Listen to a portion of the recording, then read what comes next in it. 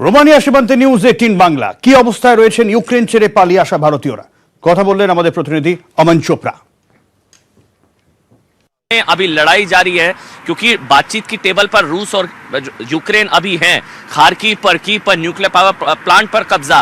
लेकिन अगर जेलेंस्की ये कहते हैं कि जिंदा बचना है तो यहां से चले जाओ, मतलब वहां पर लगातार लोगों की हत्या हो रही है, लोग मारे जा रहे हैं। वहां पर आंकड़े जो आए वो हैरान कर देने वाले, डरा देने वाले। तमाम देश इसमें बीच बचाव को करने की कोशिश करें। यूएनजीए में जब वोटिंग होती है रितिका, जो आपने भी देखा, 141 देश जो है वो पक्ष में वोट डालते हैं रूस के खिलाफ। से 5 देश होते हैं जो जिनका कोई स्टैंड, मतलब भारत जो है, चीन, पाकिस्तान, उनका इसलिए पक्ष ये है क्योंकि यूक्रेन में कई भारतीय छात्र भी हैं।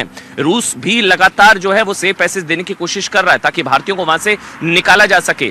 क्या होगा क्या नहीं होगा, सिचुएशन बहुत ज्यादा टेंस है। जब हम यहाँ पर आए हैं, लोगों से बात कर रहे हैं, वाकई में लोग रो रहे हैं। मतलब कई भारतीय छात्र हैं, उनसे आप बात करते हैं, माइक हटाकर जब आप बात करते हैं वो रोने लगते हैं। उन्होंने अपनी आंखों से जो देखा है, बोले हमने अपनी आंखों के सामने शेलिंग, गोलाबारी, आवाजें सारी सुनी है, हम पढ़ने गए थे, सबको वापस आना पड़ा है। इंडियन एम्बेसी का रोल वाकई बहुत अच्छा रहा है। जितने भी छात्र वो ये कह रहे हैं कि इंडियन एम्बेसी ने पूरा फेलिसिटेट किया उनको, वहां से लेकर बॉर्डर से लेकर यहां तक, अब यहां से अपने घर तक, जिंदगी भर आसान होने वाली चीज है ऑपरेशन गंगा के तहत। लेकिन रूस यूक्रेन की लड़ाई से बहुत बड़ा नुकसान हो रहा है। क्या नाम है आपका? गुरजोत सिंह। गुरजोत सिंह, कहाँ के रहने वाले हैं? सर मैं दिल्ली से हूँ। अच्छा, दिल्ली से। आप कहाँ से आए हैं? मैं खार्किव से आया हूँ। आप खार्किव से आए हैं? हाँ जी। क्या देखा आपने, क्या है खार्किव में? सर बहुत बुरे हालात हैं।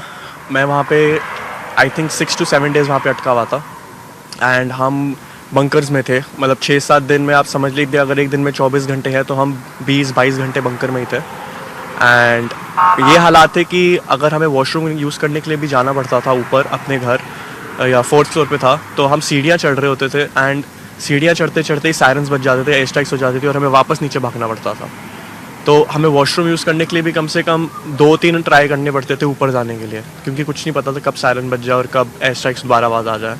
एक बार तो हमारे साथ ऐसा हुआ कि हम जस्ट सीढ़ी बंकर से उतरे, ग्राउंड फ्लोर तक भी नहीं पहुँचे एंड हमारे घर से लिटरली 1 किलोमीटर दूर इतना ज़ोर से एयर स्ट्राइक की आवाज़ आई कि हमारे खिड़की दरवाजे हिलने लग गए, कार के सायरन्स बजने लग गए एंड हम वापस नीचे बंकर में भाग गए।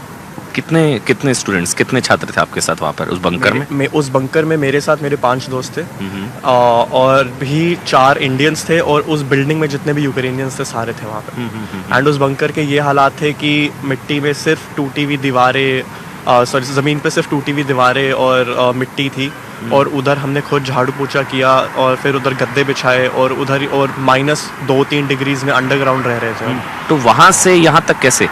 सर वहाँ से हम काफ़ी लकी रहे कि हम ट्रेन, क्योंकि खार्किव में बहुत सिचुएशन वर्स है, बहुत ज़्यादा। सर हमारा एक नेबर था, उसने अपनी जान पे खेल के हमें रेलवे स्टेशन ड्रॉप किया 6 बजे सुबह, जैसी कर्फ्यू हटा।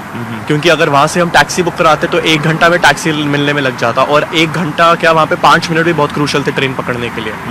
और वहाँ पे मेन गेट्स, जैसे हम रेलवे स्टेशन पे पहुँचे, प्लेटफॉर्म नंबर 1 पे ट्रेन खड़ी थी और वो गेट्स खोल नहीं रहे थे, तो हम अंडरग्राउंड प्लेटफॉर्म नंबर 2 पे पहुंचे। प्लेटफॉर्म नंबर 2 की गेट्स क्यों नहीं खोल रहे थे? सर पता नहीं किस चीज़ की वेट कर रहे थे। तो हमारे जो दोस्त थे जो पिछले दिन निकले थे, उन्होंने हमें बताया कि वो गेट्स कभी नहीं खुलेंगे।